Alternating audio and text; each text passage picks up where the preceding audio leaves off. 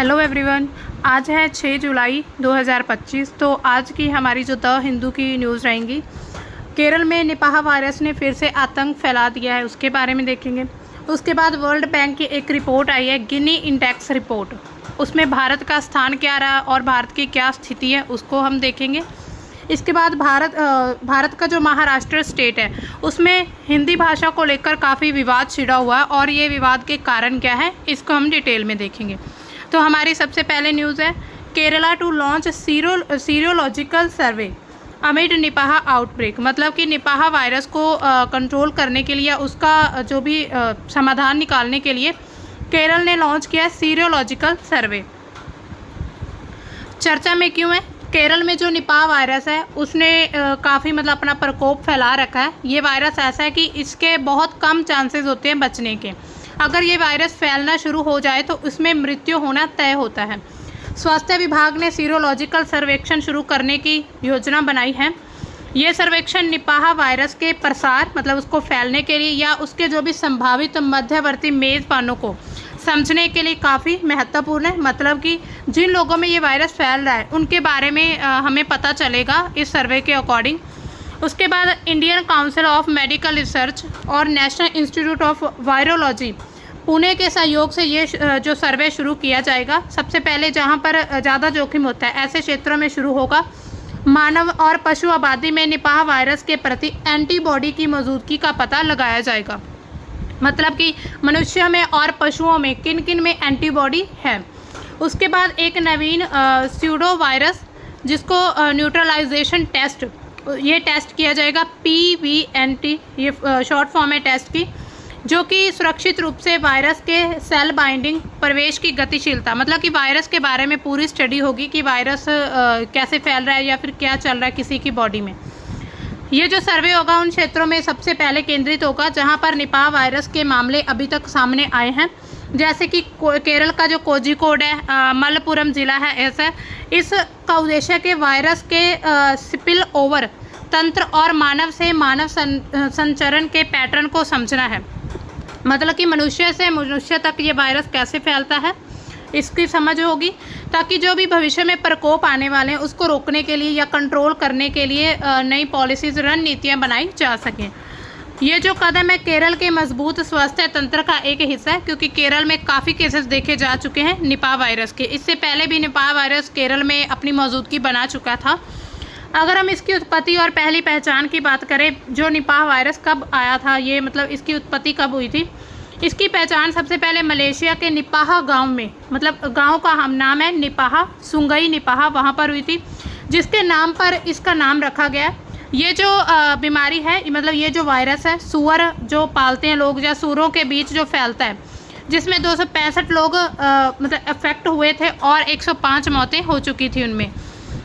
इसका स्रोत है फल खाने वाले जो चमगादड़ होते हैं वो थे, जो कि प्राकृतिक मेज़बान माने जाते हैं। इसके बाद 99 में सिंगापुर में भी सूअरों का जो आयात था उसके कारण 11 मामले सामने आए थे और जिसमें एक की मृत्यु हो चुकी थी। उसके बाद भारत में अगर हम देखें, 2001 में भारत में पहला केस सामने आता है पश्चिम बंगाल के सिलीगुड़ी कॉरिडोर से, सिलीगुड़ी से, जिसमें 45 लोग प्रभावित होते हैं, अफेक्टेड होते हैं, लेकिन 75% जो वहाँ की मृत्यु दर रहती है। ये प्रकोप जो है ख़ास तौर पर अस्पतालों में मनुष्य से मनुष्य तक फैलना शुरू होता है। 2003 से 14 के बीच बांग्लादेश में कई ऐसे केसेस देखे गए जो कि मुख्य रूप से कच्चे खजूर के रस, जिसको ताड़ी नाम दिया जाता है, कच्चे खजूर के रस के सेवन से जुड़े हुए थे, क्योंकि चमगादड़ इस रस को दूषित करते थे। इन प्रकोपों में मृत्यु दर 70 से 90% तक रहती थी। 2018 में भारत के केरल में कोझिकोड, मलप्पुरम जिलों में निपाह का प्रकोप हुआ था, जिसमें 21 मामले में 17 मौतें हुई थी। यहाँ भी चमगादड़ों को प्राथमिक स्रोत माना गया था। 2019 से 21 केरल में छोटे मोटे प्रकोप देखे गए, जिनमें एकल मामले या सीमित संरचना शामिल थे। इन मामलों को इनकी जो कार्रवाई की गई और फिर ये पता लगाया गया था कि ये निपाह वायरस है, और निपाह वायरस से मृत्यु होना तय होता है। 100 में से एक केस ऐसा होता है जिसमें व्यक्ति बच सकता है, लेकिन ज़्यादातर मौतें ही देखी जाती हैं। उसके बाद पूरे विश्व में अगर हम देखें तो निपाह वायरस मुख्य तौर पर दक्षिण और दक्षिण पूर्व एशिया में देखा गया, जहाँ पर जो बैट्स होते हैं जो कि फल खाते हैं उनमें पाए जाते हैं। ये वायरस जो है सूअर, कुत्ते, बिल्ली, घोड़े, बकरी जैसे जो मेज़बान होते हैं उनके माध्यम से इंसानों में फैलने शुरू होते हैं। ये वायरस दूषित भोजन, शारीरिक संपर्क, संक्रमित व्यक्ति के शारीरिक तरल पदार्थ जैसे कि लार या मूत्र के माध्यम से एक से दूसरे व्यक्ति में फैलता है। उसके बाद WHO की जो रिपोर्ट है, वर्ल्ड हेल्थ ऑर्गेनाइजेशन, उसने निपाह को प्राथमिकता वाली बीमारी की सूची में शामिल कर दिया। मतलब इसको प्रायोरिटी के तौर पर इसका जो सर्वेक्षण किया जाएगा और इसका इलाज किया जाएगा, क्योंकि इसकी जो मृत्यु दर है उच्च रहती है, 40 से 75% और महामारी की संभावना रहती है। तो इसी वजह से वर्ल्ड हेल्थ ऑर्गेनाइजेशन ने इसको प्राथमिकता वाली सूची में शामिल किया कि सबसे पहले इसका इलाज किया जाएगा। वैज्ञानिक अध्ययन और प्रगति क्या कहती है? निपाह वायरस जो है निपाह वायरस जीन्स मतलब कि परमाइकोसोविरिडे परिवार का एक हिस्सा है निपाह वायरस, जो कि रेबीज और न्यूरोलॉजिकल और श्वसन लक्षण पैदा करता है। अभी तक कोई भी वैक्सीन या कोई भी विशिष्ट उपचार इसके लिए अवेलेबल नहीं है, लेकिन रिबाविरिन और मोनोक्लोनल एंटीबॉडी जैसे उपचारों का अभी तक टेस्टिंग की जा रही है। हाल ही के जो अध्ययन हुए इसमें चमगादड़ों में वायरस की मौन उपस्थिति और पर्यावरणीय कारक, जिसमें क्या होता है वनों की कटाई या शहरीकरण पर ध्यान केंद्रित किया गया है। जब वनों की कटाई कर दी जाती है तो वहाँ के जो जानवर होते हैं, सूअर, जब कुछ ऐसे जिनसे ये वायरस फैलता है वो गाँव में या और क्षेत्रों में आना शुरू कर देते हैं। भारत में इसकी स्थिति क्या है? भारत में प्रमुख तौर पर केरल में और पश्चिम बंगाल तक इसके केसेस देख चुके हैं। केरल ने अपनी जो मजबूत स्वास्थ्य निगरानी प्रणाली के तहत प्रकोपों को जल्दी नियंत्रित करने के लिए सीरोलॉजिकल सर्वे शुरू कर दिया है। 2025 में केरल में जो प्रस्तावित वायरस और प्रसार जोखिम को कम करने के लिए ये सर्वे काफ़ी ज़्यादा इम्पॉर्टेंट रहेगा। तो ये भारत में स्थिति थी। अब देखिए निपाह वायरस से हम कैसे सकते हैं। पहले तो इसके लक्षण क्या होता है? नॉर्मली जो खांसी, जुकाम, सर दर्द होता है, बुखार हो जाता है या काफ़ी लंबे समय तक कोई फीवर रहता है, तो उससे क्या होता है, ये डाउट हो जाता है कि कहीं वायरस हो सकता है। तो इसमें क्या करना होगा कि आपको जल्दी से टेस्टिंग करवानी होगी। टेस्ट के माध्यम से ही आपको पता चलेगा कि आपको ये निपाह वायरस है या नहीं है। उसके बाद जो चमगादड़ होते हैं वो जिस भी पेड़ पर बैठते हैं, जो फलों वाले पेड़ पर बैठते हैं, जो फल खाते हैं चमगादड़, उनके जो लार होती है, उनका जो सलाइवा होता है, जब वो पृथ्वी पर गिरता है या नीचे किसी भी फल पर लगता है, तो उस फल को आप ना खाएं।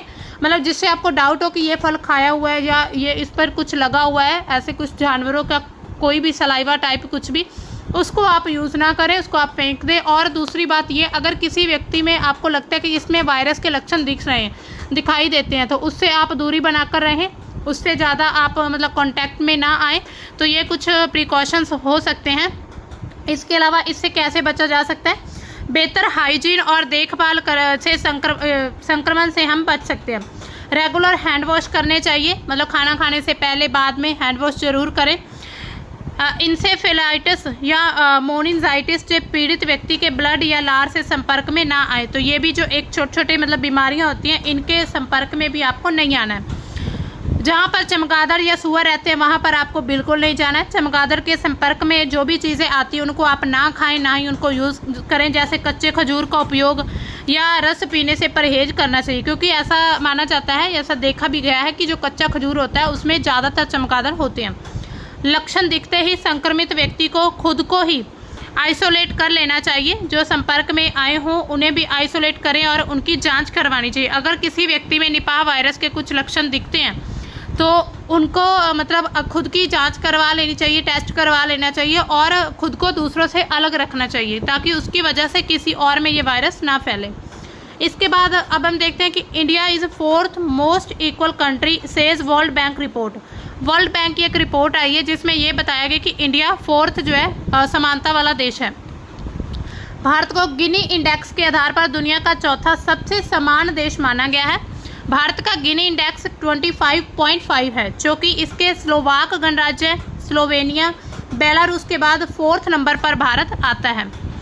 अब देखिए गिनी इंडेक्स क्या होता है। गिनी इंडेक्स या गिनी गुणांक एक संख्या के माप होता है, एक संख्या का माप है जो किसी देश या किसी एरिया में इनकम या संपत्ति विवरण की संपत्ति की जो वितरण है उसकी असमानता को मापता है।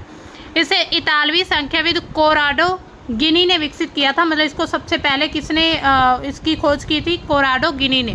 तो ये 0 से 100 के बीच इसका जो वैल्यू रहता है पूर्ण समानता को वो दर्शाता है, मतलब पूर्ण समानता को दर्शाता है। सभी को समान आय या संपत्ति प्राप्त है, जो 0 नंबर है वो पूर्ण समानता को दर्शाता है। उसके बाद 100 नंबर जो है पूर्ण असमानता को दर्शाता है। एक व्यक्ति या समूह के पास सारी संपत्ति होती है।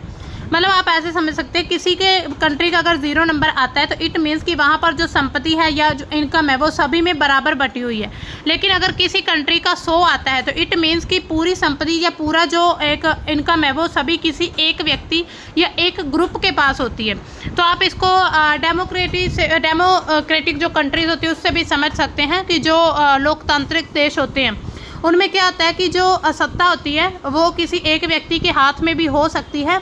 जैसे कि अमेरिका में जो राष्ट्रपति उनके हाथ में पूरी सत्ता होती है, लेकिन भारत में वही जो पूरी एक मतलब ताकत या पावर होती है तो वो सारी जो केंद्र में, मतलब केंद्र में जो राष्ट्रपति होते हैं उनके पास और पीएम में होती है, और उसके बाद जो स्टेट्स हैं उनमें भी पावर बंटी हुई है।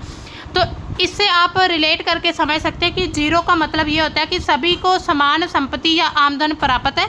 जब 100 आता है वो असमानता को दर्शाता है कि एक व्यक्ति या एक ही ग्रुप, एक समूह के पास ही सारी संपत्ति या आमदनी है। अब देखिए इसकी गणना कैसे होती है।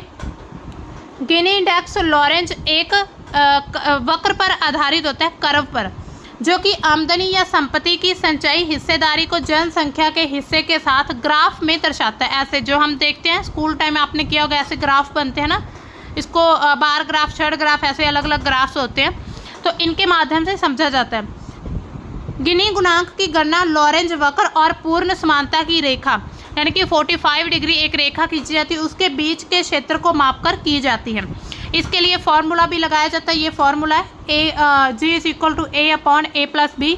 ए क्या है कि एक लॉरेंज वक्र और पूर्ण समानता की रेखा के बीच का एक क्षेत्र होता है। मान लीजिए ये है लॉरेंज वक्र और ये है पूर्ण समानता, तो इनके बीच ये जो माप होगा इसको ए कहा जाएगा।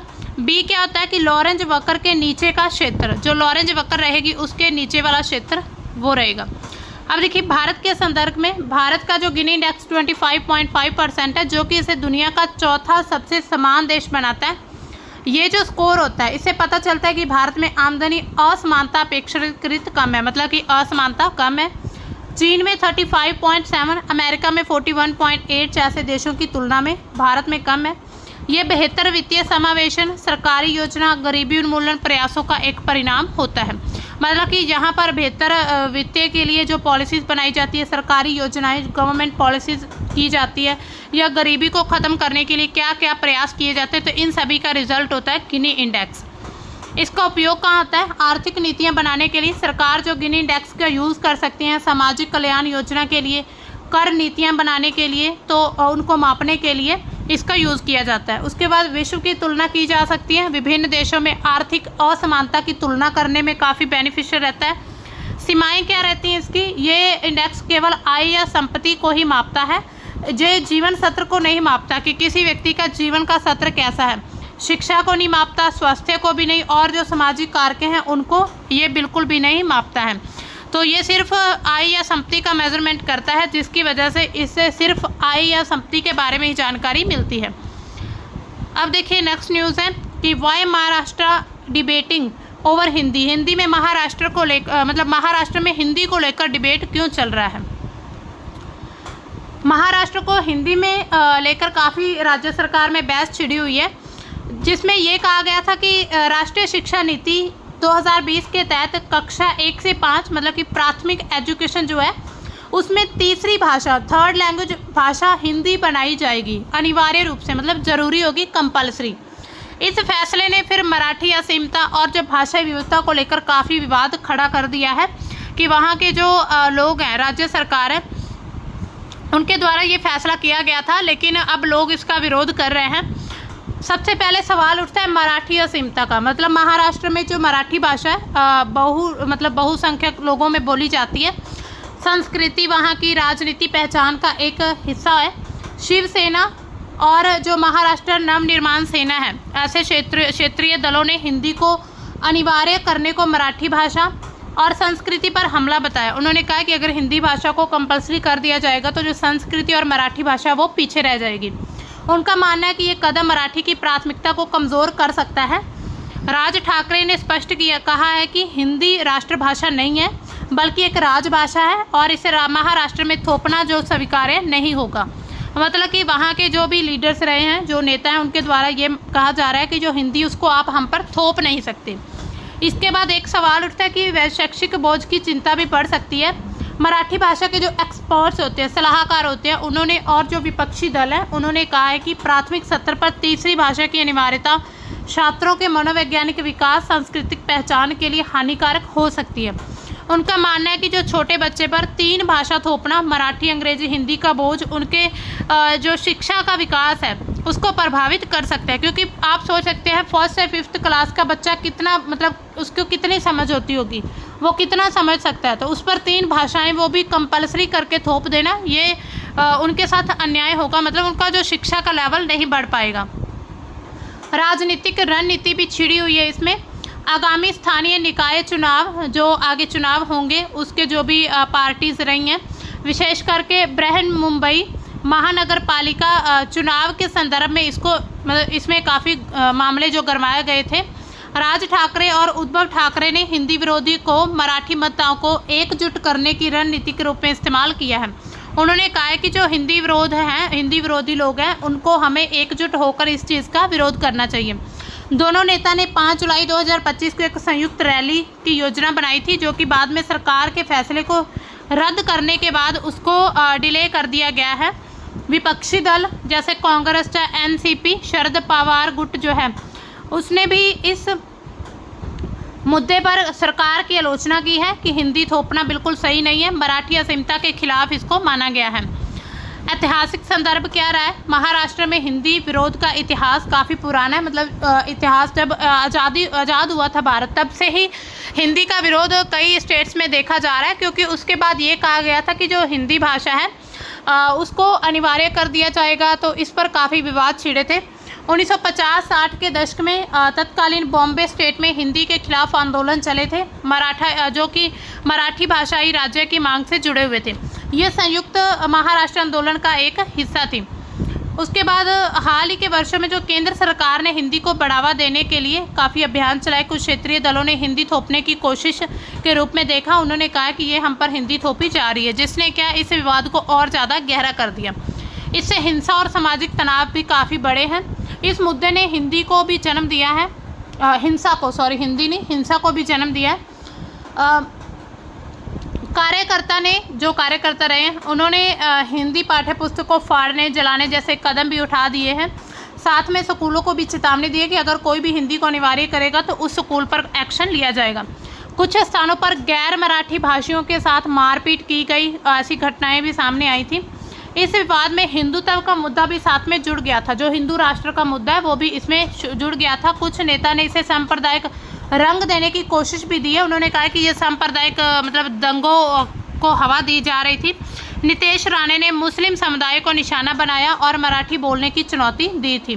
तो इसी तरह एक भाषा से लेकर, इस भाषा से लेकर ये विवाद इतना गहरा होता गया कि अब ये हिंदू राष्ट्र जो बनाने, हिंदुत्व जो है उस पर भी ये उसमें भी इसको ऐड किया जा रहा है कि हिंदू राष्ट्र से तो पहले ही मामला इतना ज़्यादा हिंदू मुस्लिम में गरमाया हुआ था। इतनी काफ़ी हिंसा, काफ़ी घटनाएं हम आए दिन देखते हैं।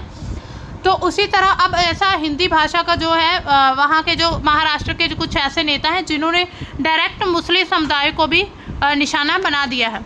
इसके बाद सरकार का यू टर्न क्या, सरकार का क्या कहना है?